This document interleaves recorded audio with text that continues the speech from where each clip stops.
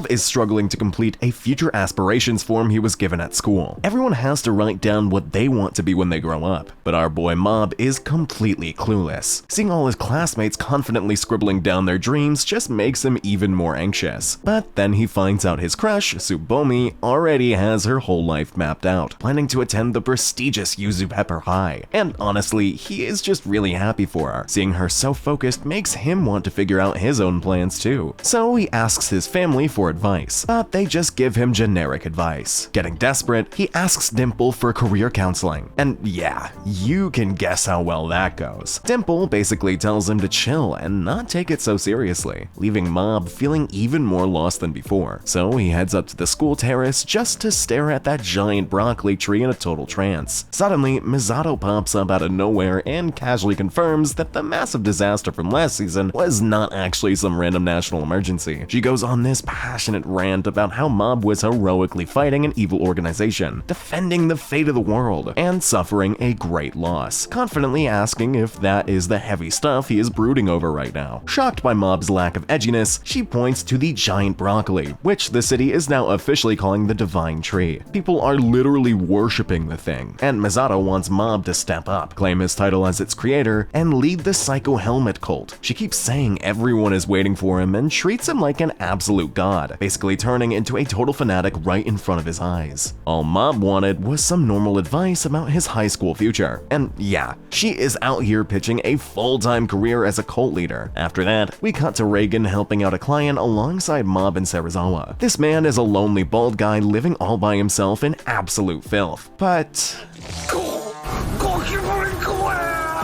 ew. I guess he actually has company. The place is so dirty that the trash has basically replaced the furniture, forming this nasty wall of garbage that he says helps him sleep. He starts monologuing about his life and even mentions having a girlfriend, which immediately makes you wonder if she was actually real or if bro was just imagining things. Mob stands there quietly, realizing his own life could actually turn out exactly like this guy's if he's not careful. Turns out, the man really does have an evil spirit hanging around his house, but all the hoarding and shutting himself inside is entirely his own doing. Naturally, Reagan tells the boys to get rid of the evil spirit, and they end up purifying the spirit along with half the customer's house. Honestly, good luck explaining that one to your insurance company later. Still stressing about his future, Mob finally finds the right person to ask for advice and goes to his teacher. When the teacher casually mentions that he likes traveling, our boy gets instantly influenced and decides to just write Traveler on his aspiration form. Before we continue, I just want to say that putting these recaps together takes a ton of time to script, edit, do the voiceover, you know, what you're hearing right now. So if you're enjoying the video so far, consider leaving a comment and subscribing to support the channel. Later on at Reagan's office, Mob ultimately makes the heavy decision to leave the job behind. Reagan obviously does not want to let him go, but he actually steps up and tells Mob that, whether it's work or anything else, his guiding principle should always be finding brightness and living a good life. Honestly, that's some surprisingly solid advice coming from a literal con artist, but I guess he's gone through a lot of character development. Finally, episode 1 wraps up with Dimple lurking in the background, clearly planning something devious. We cut to a strange man staring at the giant broccoli tree. Right after that, we jump over to Salt Lake Middle School, where Mob and his friends get stuck with costume duty for the upcoming cultural festival. Their team immediately comes up with the laziest idea possible. They just wrap themselves in a white cloth and call it a day. Mob actually wants to be more creative, but when they ask for his pitch, he completely freezes and starts muttering gibberish. So in the end, they just settle for the boring white cloth. With only 2 weeks left until the festival, every other group is making solid progress, while Mob's team is completely slacking off. Moving on, we check in on Reagan, who is busy trying to redesign his website so he can attract more customers. At the same time, Serizawa nervously tells Reagan that he wants to complete his education and finally go back to school. While they're talking, the strange man from the opening scene suddenly barges into the office. The problem is that his communication skills are practically non-existent. He's just spouting complete nonsense. Good day, sir! Before me stands Amakusu Haruaki! Reagan quickly loses patience and tells him to get the heck out. Finally, we manage to figure out that this guy is Haruka Amakusa, a self-proclaimed spirit hunter tracking down an evil spirit group called Hayaki. Apparently, this group wants to resurrect some sort of yokai king, and Amakusa is on a mission to stop them. At first, Reagan obviously does not care about this fantasy crap, but then Amakusa casually drops $1,000,000 yen right on the desk. Reagan thinks it's fake at first, but once he realizes the cash is real, he completely loses his mind and starts instantly getting fired up to take the job. Mob walks in. Amakusa instantly tries to play the cool guy and tells Mob to stay back because this is no place for a kid. But trust me dude, you really want Mob tagging along in a situation like this. So Amakusa takes the whole crew out to hunt the great yokai king, leading them to an old spot where Mob once exercised the spirit. The place has changed completely, with creepy planted roots growing everywhere. For Amakusa, this is basically his first real fight alongside them, because before this, he said he had to spend an entire week just fighting the weakest spirits to barely survive. Suddenly, a yokai lunges right at Reagan, and Amakusa heroically steps in with his holy blade, only for the sword to instantly snap like a twig. My holy blade!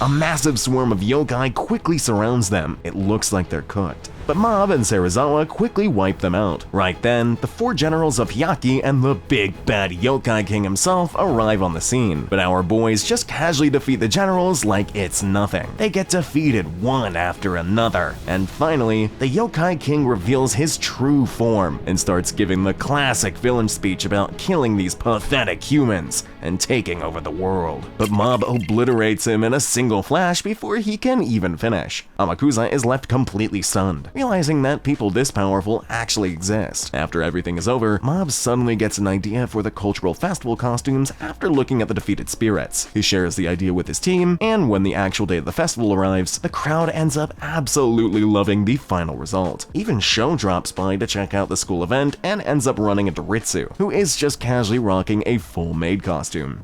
Oh man, that is definitely something you do not see every day. The next day, Tsubomi is hanging out with her friends. Out of nowhere, she sneezes mid-sentence, and her face gets completely covered in snot. Tsubomi instantly covers her face with her hands so her friends won't notice. Absolutely terrified, they will leak this to the entire classroom and make her a laughingstock. Right on cue, our boy Mob arrives on the scene, smoothly distracting her friends and stealthily handing Tsubomi a tissue. She thanks him and walks away, leaving Mob with his stomach full of butterflies. Later on his way back, he runs into Masato, who tries to rope him into a gathering for the Psycho Helmet cult. Then Tomei shows up, begging him to help her track down some telepaths. Finally, Emi just appears out of thin air to tell Mob that he is actually getting pretty popular with the ladies. I mean, he has spoken to a lot of girls today, so look who is suddenly Mr. Popular. Ritsu arrives right after, and Mob thinks about asking him what's going on, but decides against it, because he figures there is no way that is actually true. As the brothers walk home, Mob starts getting a bit full of himself, absolutely convinced that every single girl they pass is totally checking him out. Our guy gets so ridiculously excited that he practically morphs into a Giga Chad right then and there. Meanwhile, the whole city is going absolutely fanatic over the divine tree, with people straight up dancing in the streets to worship this giant piece of broccoli. All these gathered hopes and prayers are creating a massive new wave of divinity that is slowly feeding the tree and making it even more powerful. But right under their noses, a mysterious shadowy figure is secretly siphoning all of that raw energy. Later that night, Mob gets a call from Misato, who drops the insane news that there are now around 500,000 new followers in the Psycho Helmet cult. Since the Divine Tree appeared, a bunch of random people have been claiming to be the founder, so now they are literally holding an audition to see who the real one is, which is just plain stupid. Misato tells Mob to step up and reveal his identity as the real deal, hyping him up by saying he would be super popular with the girls. She even baits him into showing up by hinting that Tsubomi might actually start liking him, and just like that, Mob suddenly starts seriously considering stepping into the spotlight. Right then, Dimple shows up, and Mob starts bragging about how he is suddenly getting super popular. Dimple obviously knows this cannot be true and tries to convince Mob that they should just focus on taking over the massive cult together. But our boy is feeling dangerously overconfident right now, dropping his voice straight into full Giga Chad mode. Mob completely brushes Dimple off, telling him to stay out of his business, calling him out for just stealing energy from the tree like every other evil spirit. That did not land well with him at at all. So Dimple just quietly leaves without saying a single word. The next day, Mob tells Reagan all about the cult and his plan to become the official founder. At first, Reagan is totally ready to shut the idea down, but the second he hears it has 500,000 members, his greedy instincts kick right into overdrive. He instantly tells Mob to just go for it, but makes sure to remind him to mention his master to the crowd. Yeah, bro is clearly just plotting to make a massive profit off the whole thing. Reagan gets so excited that he actually hands over his own money so that Mob can buy a nice outfit for the big reveal. Mob goes shopping with Hanazawa, who casually mentions that something incredibly weird is happening in the city, with random plant roots popping up everywhere. But back to the clothes, they finally hit the shops, and Mob ends up buying this absolutely hideous shirt that literally has monkey faces printed all over it. Mob genuinely thinks he's going to look so cool. Sadly, things do not go as planned. On the day of the big audition, while Mob is waiting for Misato to call him up, someone else suddenly steps onto the stage and declares himself the true founder. The wildest part is that this freaky imposter is dressed exactly like Mob, which is just creepy as heck. Another group of leaders, who were also trying to pose as the founder, started tweaking out, refusing to believe him. So to prove he is the real deal, that imposter literally grows another giant broccoli tree right in front of the massive crowd, shocking everyone.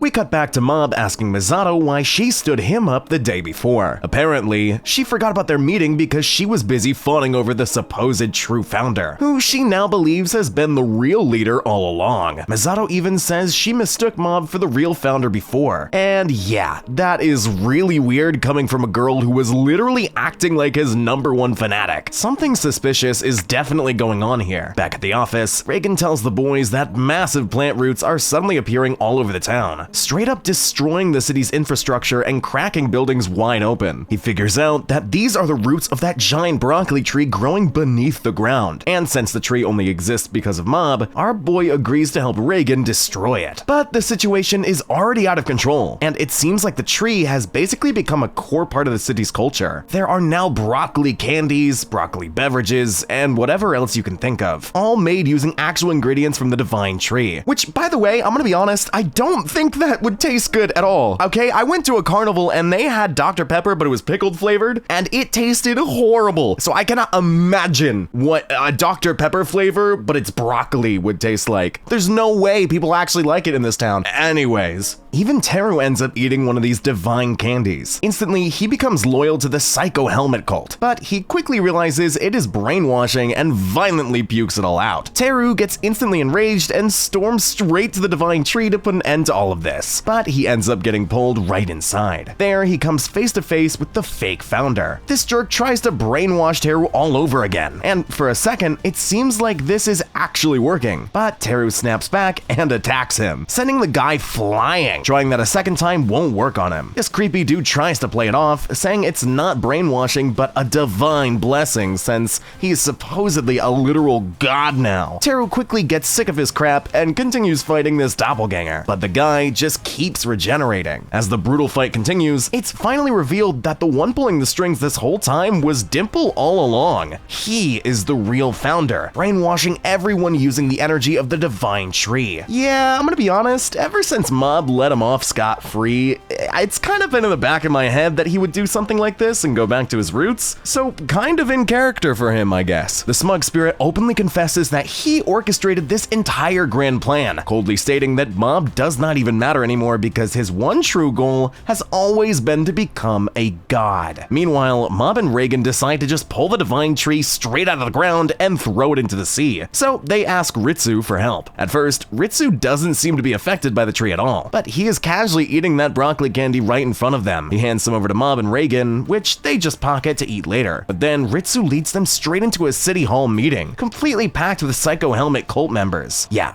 Ritsu has been totally brainwashed by the candy too. I'm telling you guys, nobody sane would like broccoli flavored candy. I'm so serious. And it turns out he was actually guiding them to a trap so that they would accept this crazy new religion. Needless to say, Mob and Reagan instantly run for it. What's with that shirt? Leave it. Your jacket has a better defense stat. And suddenly the entire city starts actively chasing them. After brushing them off, Reagan asks Mob about the Psycho Helmet cult. Mob says they are just normal people looking for a place to belong, but he can't accept their fake leader. Reagan points out this is the only founder that has ever appeared, so what basis does he have to question their authenticity? Unless Mob tries to tell them in his own roundabout way about he himself is the real founder, Reagan says that their conception of a founder will be wrong no matter who's in charge. Maybe the Psycho Helmets aren't really bad guys, cause no community can function without a leader, and it's natural to think of him as a president of a club who makes sure everything runs smoothly. He says it's a tough job, and he's pulling off something Mob isn't capable of doing. He tells Mob not to hold a grudge against him. Maybe it's not a good idea to take their divine tree away from them. After saying all that, he starts heading home, but Mob stops him and says it's just a hunch, but he's been brainwashed too. Reagan pauses for a second, turns around and says, "So this is what it feels like to be accused of being brainwashed when you're not."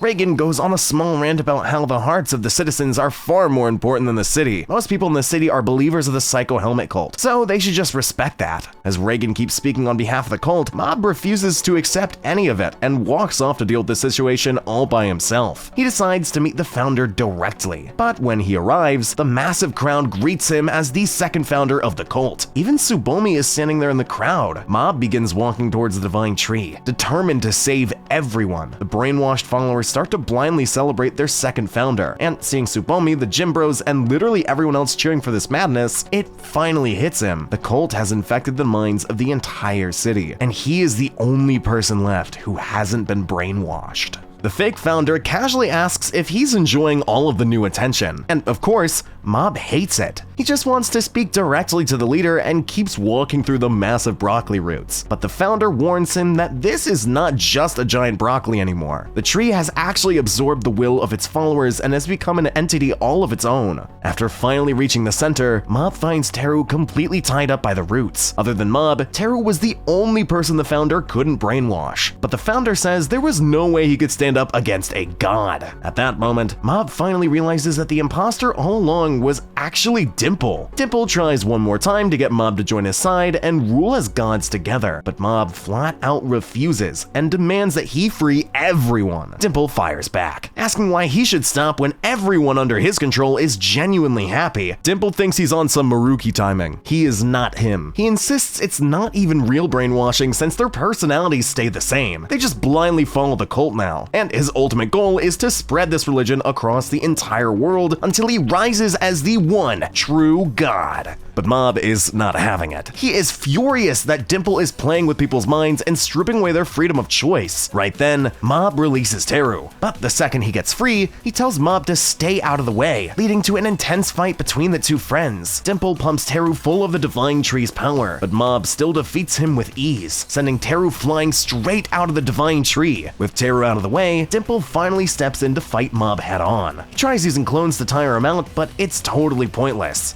And honestly, Mob doesn't even want to hurt his old friend. However, Mob suddenly realizes the tree is actively sucking away his psychic powers. Feeling confident, Dimple taunts him, asking if maybe Tsubomi should be the one to come in and calm him down, which instantly pisses Mob off. Mob completely demolishes him, violently slamming Dimple into the ground over and over and over again, which finally forces Dimple to reveal his ultimate form. Mob wasn't impressed in the slightest. God, Dimple starts launching attacks, calling every single move godly, which is just so cringe. Mob willingly tanks every single hit without fighting back, but his anger is steadily rising. As Dimple prepares to land another strike, Mob calmly calls him out, saying he is clearly holding back his punches and that it's not the real him. This pisses Dimple off. He snaps and unleashes a deadly attack that hits Mob head on. For a second, Dimple panics, thinking he might have just killed Mob, but then he senses a much darker aura erupting from the smoke. Yeah, seeing that, Dimple freaks out and prepares to attack with everything left, but suddenly stops dead in his tracks because the blast tore Mob's jacket wide open, fully exposing that unbelievably ugly monkey face shirt underneath. Even an evil spirit has enough fashion sense to pause a deadly match just to roast his outfit. Funnily enough, that pushes Mob's anger up to 100%. Mob realizes that Reagan and everyone else basically lied to him about his outfit looking cool. Dimple brutally calls out his terrible fashion sense and straight up asks if Mob actually actually thought it looked good. Mob gets furious and unleashes a crazy amount of energy that shoots straight into the sky. Dimple thinks he's done for, but suddenly, all that power just vanishes. He can't sense any power from Mob at all. Dimple quickly realizes what Mob just did and gets really angry. It turns out Mob released all of his power to simply prove that he trusts him, just because he gave an honest opinion about the shirt. Dimple is stunned that Mob still trusts him. He even threatens to kill Mob, but Mob calmly says he trusts that Dimple would never actually do it and apologizes for not listening to him earlier. Dimple always wanted to become a god, but when that dream was finally within his reach, he still asked Mob to join him, which means he always saw Mob as a friend. And in that moment,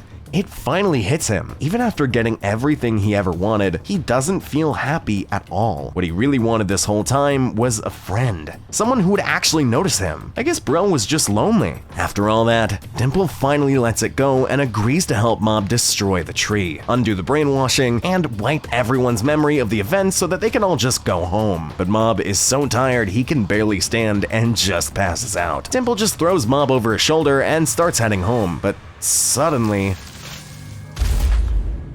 What the?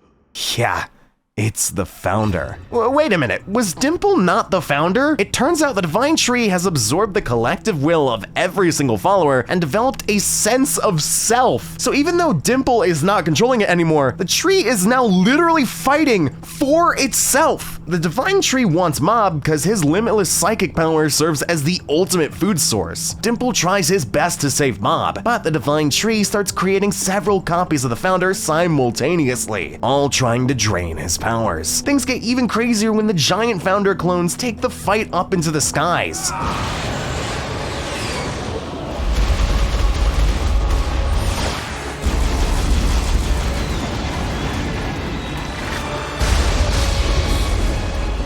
The fight goes on for a long time. Dimple gets surrounded from all sides, and we cut to Mob waking up and seeing him watching over him. Dimple truly admires Mob for being so incredibly powerful, yet never abusing that power. Knowing what he has to do, Dimple hypnotizes Mob and forcefully orders him to walk home. As Mob safely walks away, commanding every other follower to do the same, Dimple stays behind and keeps fighting until he eventually gets captured by the Roots. The scene cuts to Mob walking back home. Neither he nor Rutsu can remember anything from the previous evening. Mob doesn't even remember how he got home. We see the Divine Tree floating away. Yeah, Dimple actually did it. He defeated the founder and got rid of the Divine Tree. Later that night, Mob is trying really hard to remember what went down, but the memories are so faint that he just starts crying while softly thanking Dimple. Damn. Dimple's redemption here is honestly unbelievable. 1 week later, at the Telepathy Club, Tomei realizes graduation is right around the corner. She's really bummed out about leaving without making a single bit of progress in finding telepaths or contacting aliens. Feeling completely defeated, she decides to quit the club, fully accepting her fate as a total loser. The rest of the club members, desperate to fix things before she leaves, run to Mob and beg him to teach them telepathy. Mob might be a psychic powerhouse, but telepathy is simply not in his skill set. They quickly pivot to Ritsu, who points them towards the Shiratori twins, Taichi and Kaito. These brothers actually have telepathic abilities and agree to help find an even stronger Esper. They come up with a crazy plan to cast a mental net across the city by using Mob as a walking psychic signal tower. Once they hook a high-level telepath, they will use that power to beam a message straight to the aliens. Shockingly, the strategy works flawlessly, and a real telepath walks right through the doors. The crazy thing is, it's Takanaka, the same guy who ditched the group back in season 1. It turns out Takanaka was a legit telepath the entire time, but he quit because everyone else was slacking off. Bro, the telepath was right under your nose the entire time. Now tell me what you're up to. We're searching for telepaths. These guys over here are psychics. Huh? No way! You mean you guys still haven't given up on all that stuff? This is exactly why everyone always says the Telepathy Club is full of creeps and weirdos. Why don't you open your eyes already? Mob manages to convince him to help with their grand UFO mission, and he even drags Reagan into the mix, who tags along because he has nothing better to do. With the team ready, they invite Tomei out on New Year's so that she can finally fulfill her lifelong ambition of contacting aliens through telepathy. The crew heads to Mudboat Mountain, hoping to broadcast broadcast their telepathic signal from the highest peak in the city, where UFOs are allegedly spotted. Their trip instantly goes sideways when Reagan completely misses a crucial turn and straight up crashes the car. Forced to travel on foot, the gang immediately gets lost deep in the woods, but miraculously manages to drag themselves to the summit. Once there, Takanaka performs a ridiculously stupid alien summoning ritual. Surprise, surprise, the whole thing is completely fake. He literally read it from a book written by a guy who got arrested for fraud 2 years ago. As the sun goes down, everyone starts giving up. That's when Mob steps up, using his massive psychic energy to supercharge Takanaka's telepathic signal and blast a message deep into outer space. Against all odds, a literal UFO actually appears in the sky. The aliens touch down and beam the entire squad up into their spaceship. Everyone is hyped to see advanced extraterrestrial technology, but the inside of the ship looks exactly like their club room back at school, just with a basic table, random video games, and tons of junk food. So they just hang out with the aliens and swap games. The aliens eventually beam everyone safely back to the surface, but there's just one small problem. Yeah, they forgot about Takanaka. So what does this guy even do? Somehow builds up an entire group of girls that he likes and literally marries the alien queen. After finally learning to communicate, he convinces his new family to drop him back on Earth, though his memories became super foggy once he returned. Fast forward a few weeks, and we see Mob dreaming about Tsubomi, reliving a sweet childhood memory they once shared. Ah, what a beautiful moment. But he quickly wakes up. At school, the news drops that Tsubomi will be transferring away next month. And since Mob still hasn't even confessed his feelings, he's down to just 1 month left with her before the transfer. So he finally decides to confess his feelings. Mob starts running around asking everyone for help. He hits up the Body Improvement Club. Take your shirt off. Say, you're developing some excellent muscles. The Telepathy Club, and even Takanaka, but nobody is able to give him good advice. Because Tsubomi is incredibly popular, there's a massive line of guys just waiting to ask her out. But she rejects every weird jerk like they're just luggage on an airport carousel. Meanwhile, Mob gets a tip from Misato, who tells him that being considerate is the true secret to winning a girl's heart. She even asks Mob why he likes Tsubomi, but Mob blanks and can't give her an answer. But after talking with Reagan, he realizes there's no real reason behind it. He's honestly liked Tsubomi ever since he can remember. Mob eventually runs into Teru, who suggests buying her a nice gift, like a beautiful bouquet of flowers. Feeling confident, he finally gathers enough courage and asks Tsubomi if they can meet up at the park after school, and she agrees. The next day, the whole squad is hyped when they find out. I guess 1,000 yen doesn't go very far. Still, it's not about the size. Shigeo Kageyama, how about we make a little trade? With the bouquet of flowers in hand, Mob happily heads towards the park. But at the crosswalk, he suddenly sees a little kid about to be hit by a speeding car. Without a second of hesitation, Mob dives in and pushes the child out of the way, but ends up taking the hit himself. The scene brutally cuts to Mob bleeding out on the street. Man, just when things were going right for our boy! The universe had to do him like this? But why didn't he use his psychic powers to protect himself? We see Mob's lifeless body lying on the road. It looks like he died on the spot, but suddenly an immense pressure erupts from his body, crushing the road beneath him as massive shockwaves rip through the city. The source of it all is none other than Mob. It turns out the accident somehow triggered his infinite form to completely take over while the real Mob is still knocked out. Teru quickly tracks him down and tries to talk some sense into him, but Mob just starts attacking him. And as you might have guessed, Teru is no match for him. As the fight rages on, Teru realizes the flowers are the key to bringing him back to his senses. So he tries to destroy them, but Mob instantly raises a barrier to protect the bouquet and unleashes an extremely powerful attack that sends Teru flying across the city. Right in the middle of civilians, he fires off another attack that obliterates Teru's clothes while also catching nearby bystanders in the blast. Meanwhile, the real Mob is trapped inside of his own mind, believing he just killed all of those innocent people. But it turns out, Teru actually managed to save all the civilians by taking the full force of the attack himself. He is exhausted and left behind in the rubble as Infinite Mob keeps walking forward, all while the city is literally crumbling around him. Tsubomi is still patiently waiting at the park, unaware of the whole situation. And just when things start looking dire, Joseph from Season 2 suddenly shows up and brings Toichiro with him to face Mob. Things are about to get really ugly. We cut to Ritsu, who senses his brother's power going berserk. Is it the shock of getting rejected?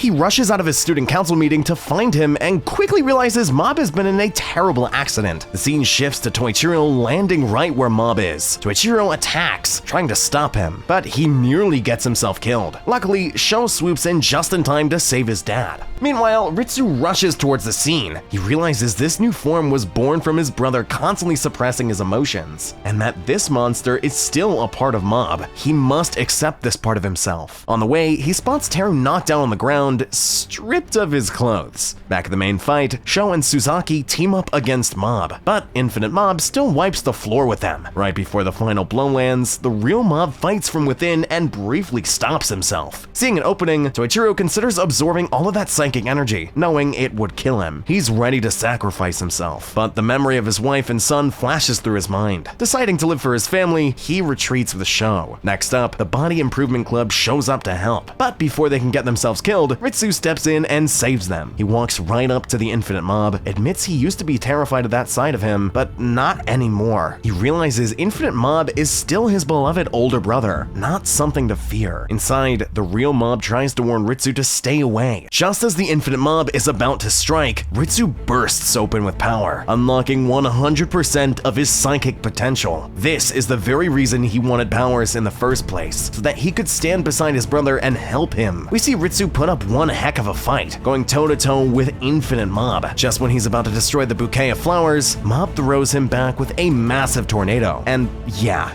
he can't get back up. Cut to Mob's mindscape, where he's talking with Infinite Mob. Infinite Mob says that Mob's will to meet Tsubomi awakened him, and that he doesn't have to hold back anymore now that he's here. As they talk, we see the real Mob slowly fading away. You will be me. Farewell. Reagan marches straight towards the tornado to stop Mob. Meanwhile, Tsubomi is still waiting at the park for Mob, refusing to leave without talking to him even as the city falls apart around her. Honestly, mad respect for this girl. Elsewhere, Mob talks with the other side of himself. Infinite Mob reveals the real reason they fell in love with Tsubomi. She was the first person who never treated him differently because of his psychic powers. But since Mob stopped showing his powers to her, the only way to know the truth is to confront Tsubomi and see if she will really accept all of him. Back on the outside, Reagan finally shows up, but he isn't able to get through. Infinite Mob calls Reagan a liar who only ever used him for his abilities. As the real Mob begins fading away, Reagan screams and pushes forward, refusing to give up on him. Reagan tries to tell Mob something, but keeps getting beaten down in the process, taking hit after hit, yet he still refuses to quit. After all that, Reagan finally manages to reach Mob, but just as Infinite Mob is about to take Reagan out, someone comes in with a last-second clutch. Yeah, it's Dimple.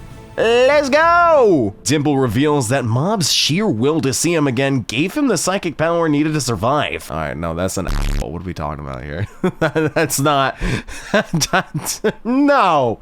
Oh yeah! The power of friendship gave me enough psychic power to come back!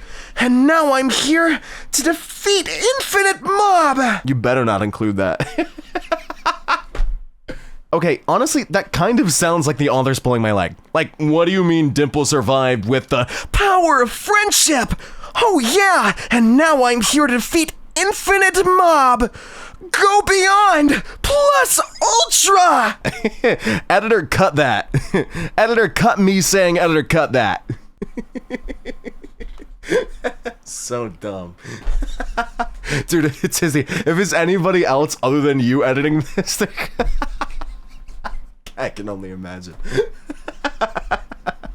Reagan asks Dimple to step out of his body so that they can talk. He finally tells the truth and confesses to Mob that he never had any psychic powers, not a single drop. Hearing this finally starts to calm Mob down. Reagan then admits everything. From the very first day Mob walked into his office, he's been selfishly using him. But now, Reagan begs Mob to accept himself for who he truly is, saying everyone has a side of themselves that they try to hide. But that's completely fine. All Mob ever wanted was acceptance. Reagan's words make him realize his master and everyone else already accept every part of him. Infinite Mob still fears Tsubomi might reject this side of him, but the real Mob says whatever happens, they will face it together. With that, Mob finally accepts himself. The storm clears, and Mob walks straight to the park to meet Tsubomi while Reagan and Dimple wait on the sidelines. Mob eventually returns, and, well, she rejected him. Tsubomi just sees him as a friend. Mob bursts into tears right in front of them, but instead of letting this heartbreak destroy him, he moves on with his life. Ritsu has stepped up as the student council president,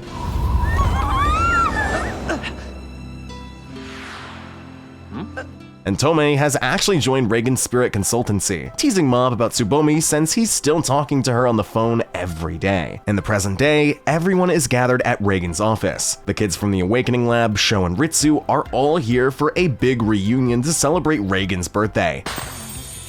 Surprise, Reagan! We hope you have the best birthday ever!